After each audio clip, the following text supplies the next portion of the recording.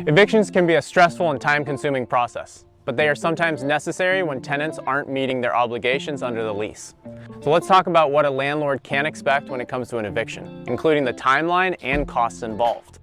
The timeline for an eviction can vary depending on the specific circumstances, but generally the process takes around 2 to 3 months from start to finish.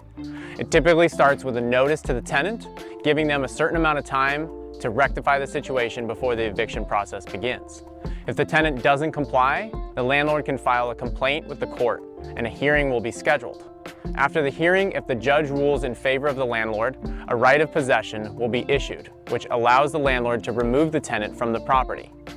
Now let's talk about the costs involved in an eviction. Again, the exact costs can vary depending on the circumstances, but generally you can expect to pay several $1,000s. These costs can include court fees, attorney's fees, and fees for hiring a professional eviction service.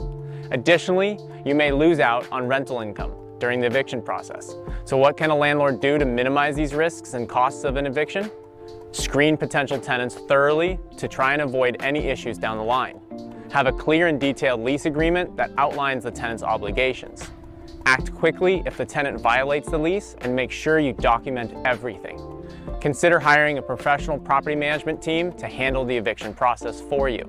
Evictions are never easy, but as a landlord, it's important to know what you can expect and how to handle the situation if it arises. And if you're feeling overwhelmed, we're here to help. As a property management team, we can guide you through the eviction process and help you minimize the risks and costs involved.